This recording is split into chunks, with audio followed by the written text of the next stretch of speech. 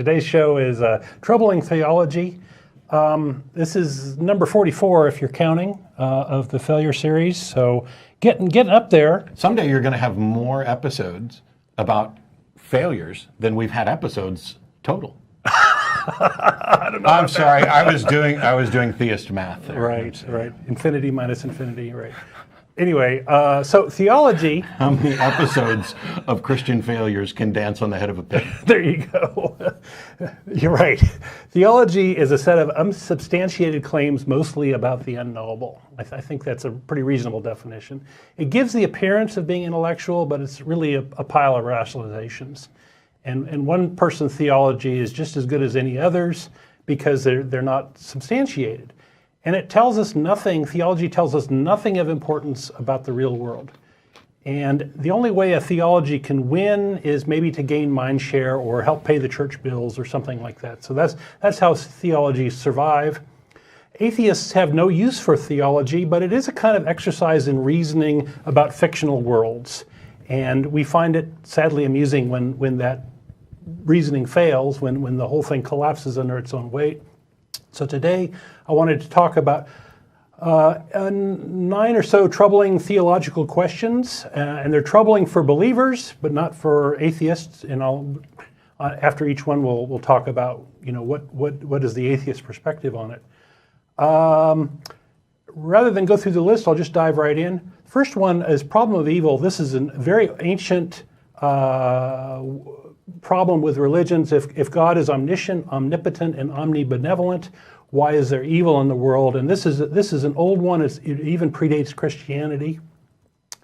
And there's been various rationalizations that follow for this conundrum, but it's never been answered in any sort of reasonable way.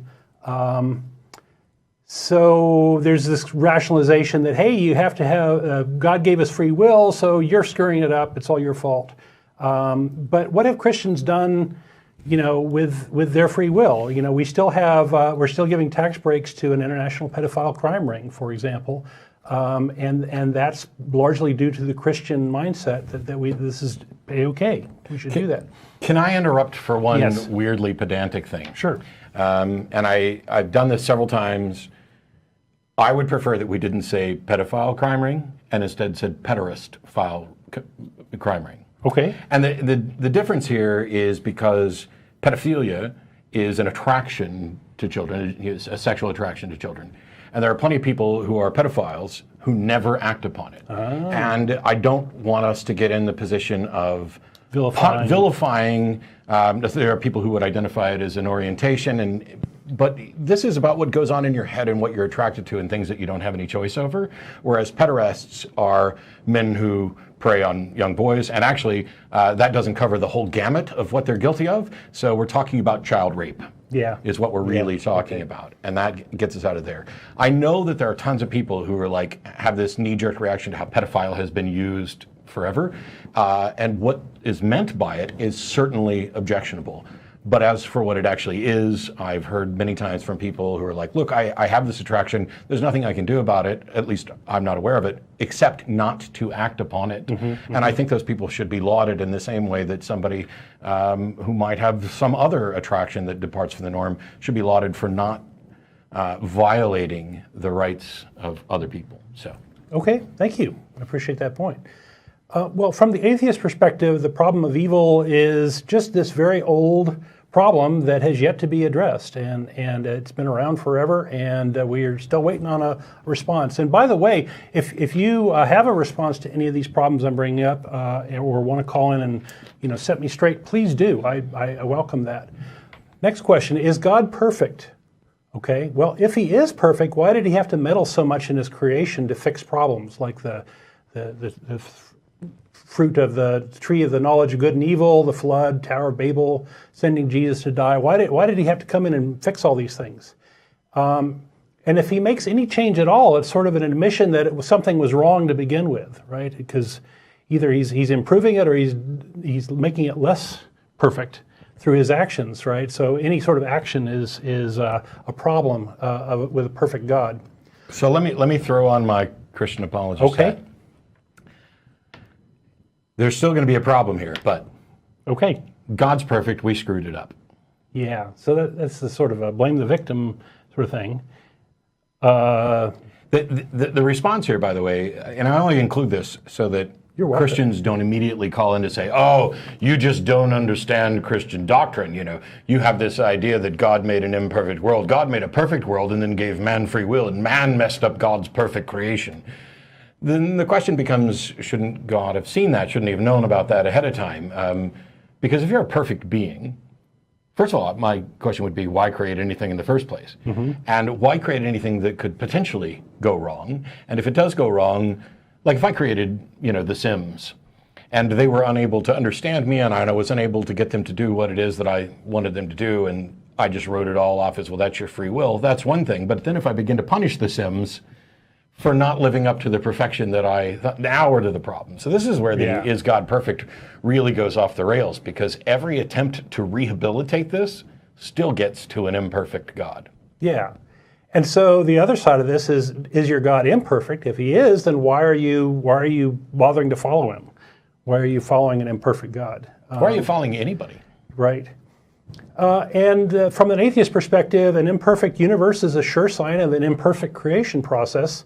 And I'm not talking about creation in the sense of creationism. Science explains the universe much better than any theology. And it explains the imperfections as well. Next one, why does God hide? Well, if there's an all-powerful God who wants a relationship with humans, why is he hiding? According to the Bible, God can appear to people, and needing people to believe in him is a rather vain sort of thing, isn't it? It's silly. It's very silly. The idea that I'm opposed to veneration and worship because I think that the characteristics that we should venerate are such that nobody should ever demand it. Like this idea that you need to worship me already defeats the idea that you should be worshipped. You have a flaw in your thinking if you expect worship. But this thing about, why does God hide? What I hear over and over again is, well, that because if God revealed himself, then we would no longer have free will. We would just have to serve. That's bizarre, especially if you believe in, for example, a Satan who has been in God's presence and knows God and yet was still free to rebel. And this idea that if God revealed himself to us, we wouldn't have free will. Well, maybe we don't have free will at all, but to the extent that we do, why would that change it? In actuality, what you're saying is, if you knew that God exists, you would be so terrified that you would worship, and it would be an insincere worship. Okay. Can I fool God then? Is that what you're saying? What is this? Yeah. You have to come to me of your own volition and good heart. And I appreciate you unpacking some of these, because there's a lot of very interesting tangents here. From an atheist perspective, blind faith is kind of a gullibility test. It helps collect people who are easily manipulated, is basically so that you can extract money out of them or teach them to do things. So that's why God hides. And by the way, perspective. And we're all gullible. We are all gullible about something. Beth and I, over the last few months, have watched a bunch of documentaries about cults, cults and deprogramming. There was a cult that was here in Austin as well in the 90s, shortly after I moved here. And the one thing that to remember is that the people who get involved in cults aren't fundamentally different from people who get involved into other religions or other movements. By and large, they're good people who want to do good things, but they have a personality that if there's somebody else at the top who's making the decisions for you, that's comforting, because it takes away the stress and anxiety of having to make decisions. And that can build up into just full-on bizarre worship. Yeah, examining things and trying to evaluate them and trying to make good decisions, that's hard work. And it sure is easy to just follow, isn't it? And that's a shame, isn't it? Next one, who made the rule about blood sacrifice? Jesus had to be blood sacrificed to atone for the sins of mankind because God needed a blood sacrifice. So who made that rule? Well, if God made the rule, then he's a dick. He could have just unmade the rule and unwound the thing, and all would be good. If somebody else made the rule, then God is clearly powerless over overcoming this rule, and we should maybe worship that other God instead. It's one of those. Here we're in complete agreement. So it's almost certainly the case that this is a bizarre holdover from other religions that were into blood magic. And it's strange to me that modern Jews and Christians can look at what's in the Bible and not recognize that this is blood magic. And it's blood magic being performed and sanctioned by their deity. You're absolutely right. If I was God, why would I ever make a rule that you needed to slaughter something else and then burn it so that the beautiful smell of it would waft up to my nose, and then I could forgive you for what you just did? I mean, who thinks like that other than people who have been in the trappings of religious views that included blood magic? Oh, that works well. Let's do that for us. My pet theory is that the early priests really liked barbecue. Because they were going to get the spoils of the things. that whole thing about not stewing a kid in the milk of its mother was that wasn't fatty enough. The lambs are not good enough. You need the sheep with the fat so that you can render the fat down. Okay. That's what bacon comes. Bacon.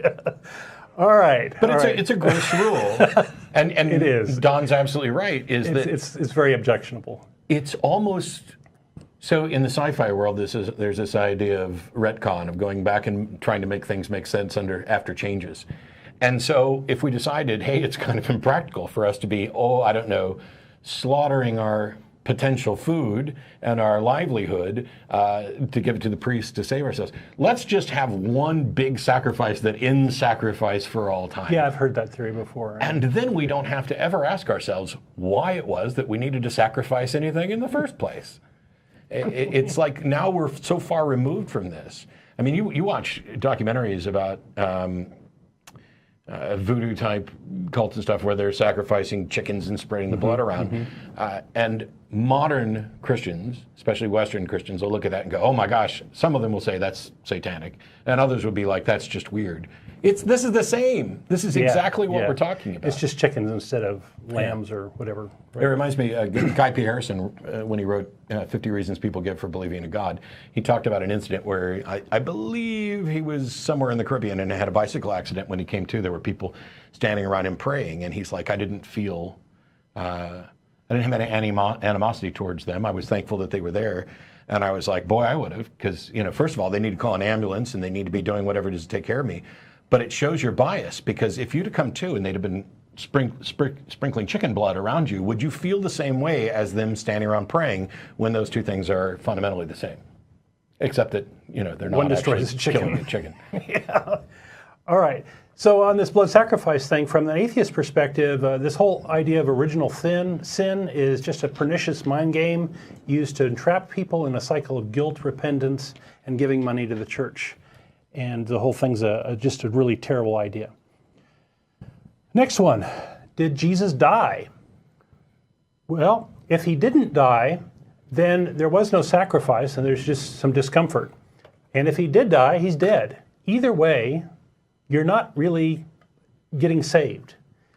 And dying and resurrecting is just bad fiction trying to have one's cake and eat it too. If you're trying to, play both sides here, feel sorry for the thing that died, but it's alive.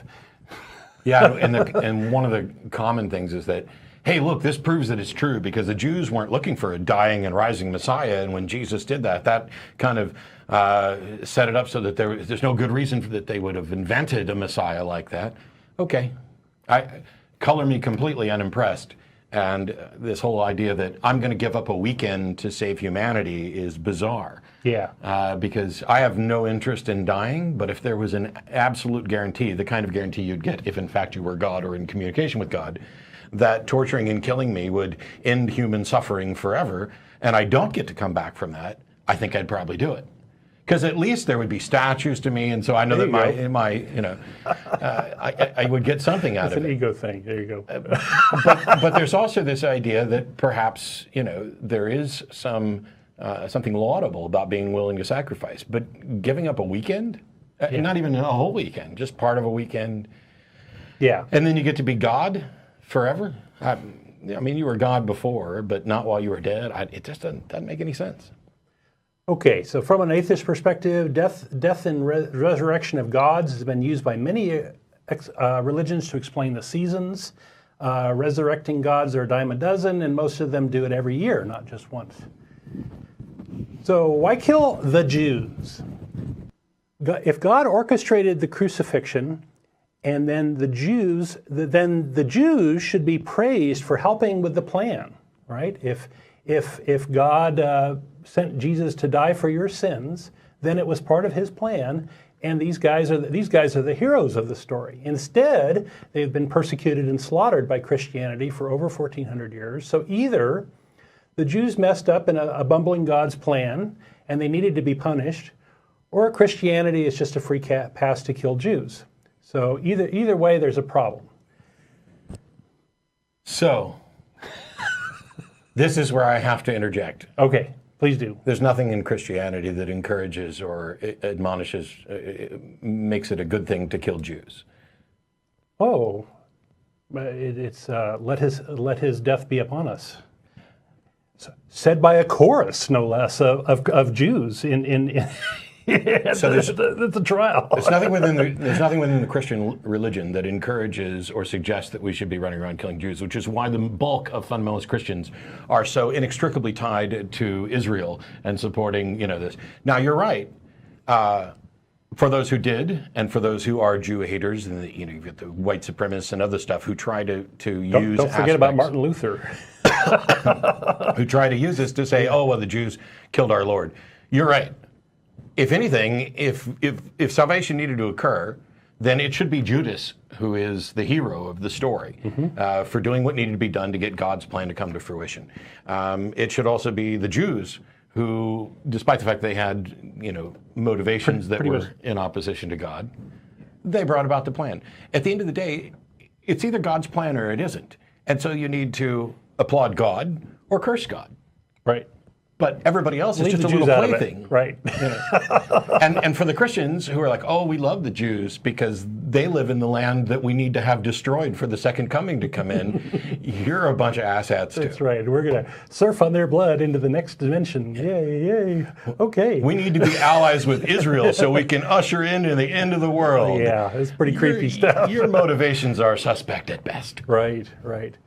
So from an atheist perspective, Christianity is sort of a rival to Judaism. Christianity branched off of Judaism, and Christianity gains mind share by getting rid of those other hosts of the other religious meme. Why not kill X? So the Bible, properly understood, is a genocide manual. Lots of God, his most common interaction with people is to kill them. His second most common interaction is to ordering their deaths. And if you go through the Bible and start doing counting, that's what you'll find. So why not follow God and continue all the killing that He's ordered? For example, killing witches was done for 600 years and still done in some parts of the world today. Thanks to Exodus 22:18, which God commanded, "Thou shalt not suffer a witch to live," and then the killing stopped. So why do Christians disregard their Bible? Why do they thumb their nose at God? You want to say anything? Cherry picking. Cherry picking. That's right. It's actually more complicated than that. What happened is Christianity got dragged kicking and screaming out of the Dark Ages by being surrounded by people who were a little more enlightened than what you would get just from a plain reading of the Bible.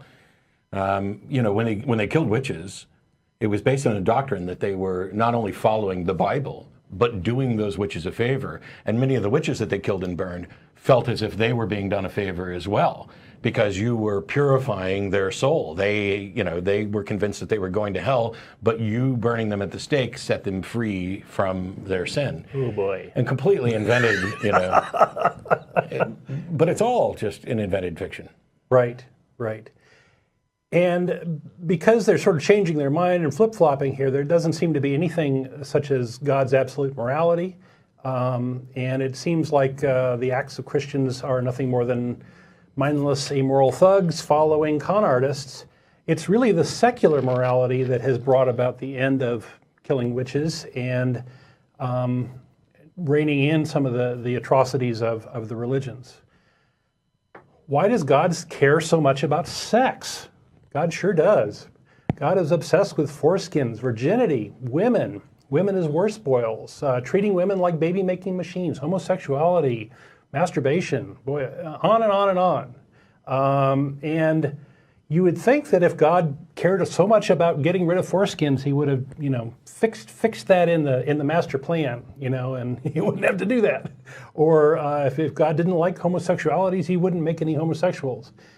So it's as if God is trying to harness the power he lacks through the churches he never appears in. Talking about somebody, why would God do certain things? The problem of evil comes up quite a lot. And I've said before, I'm not all that impressed by most versions of the problem of evil. But there's this idea of, could God have made a better world? Or are we living in the best world that God could make, given, our ability to make decisions about things? And so you had asked, why doesn't God just make everybody heterosexual? And there are people who think that he does. And you are a sinful reprobate, You made this, I may be anyway. You made this choice. And of course, when did I choose to be straight? I don't remember. But the other thing is, Tuesday. Why in a world where you're not required to reproduce sexually in the animal kingdom, some do, some don't, why make your chosen beings, why give them the opportunity for sex at all? Why not just make us asexual? And what that does is that, yes, rape is about power more than sex. But if you take away the sex component of it, there's no opportunity to violate a child. There's no opportunity to violate somebody else because there's no sex. And yet you still have the freedom to do all sorts of other things. So you could make the world potentially less bad just by making us asexual, which some people are, by the way. Bud off new children like a plant or something. Yeah, Okay. Sounds good to me. I've got this little thing growing on the side of me. That explains it, yeah. That explains the gut. Okay. Maybe the reason God is so obsessed with sex is because he doesn't have anybody to have it with. Yeah. It's lonely at the top. Okay. From an atheist perspective, religions control reproduction because there's no God who can make tithers. Okay, one more. What becomes of babies that die? They are born of a woman or man, therefore tainted with original sin, yet they cannot profess their mindless allegiance to Jesus Christ, their Savior. So by the doctrine, they burn in hell, right? Or they get a free pass to heaven, we think, maybe. I've never been more disappointed in my life than I am right now, and it has nothing to do with Don. Oh, okay. Saturday, Beth and I were at the citywide garage sale. And then after that, we went out and did some antique shopping and stuff. And Beth came across a little tiny book that was entirely about this subject. It's an antique. I don't know how. Did you buy it? You should have bought it. We should have bought it. Oh, my goodness. And we didn't. I don't know why we didn't. You should have bought it. Maybe to the library here. Maybe I'll make a trip back to that antique store because it's probably still sitting there. But it was, I think it was a Presbyterian booklet that talked a whole lot. And they went through how children, when they get to heaven, how they are taught and educated and stuff so that they can, get to a state of responsibility. The Catholic Church had created, like limbo and other things as way stations for this. Yeah. Because this is a big deal. If you live in a world where you automatically view children as at a different level of moral responsibility, and innocent. They don't understand. How can it possibly be just to send them to hell? But if this is also coupled with the idea that there is original sin and we are all born as sinners, now you have a conflict. How do you resolve it? Right. The truth is, while there are little books like that and different doctrines, the most common answer is we don't know, but because we believe that God is good, God will do the good thing. God will do right by those little babies. The good thing, right. So to unpack this just a little bit more, if they're burning in hell, God's a monster, right?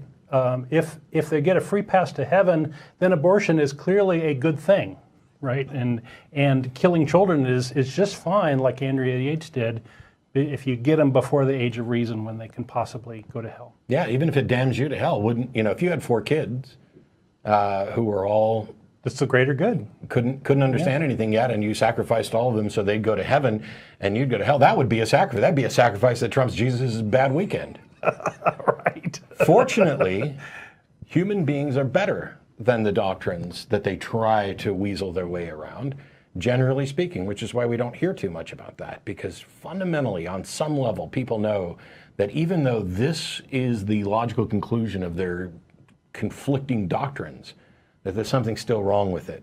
And it's why, this prohibition against suicide, which has been popular more in Catholic doctrine than anything else, that it's if you kill yourself, you're going to heaven because you're playing God, etc.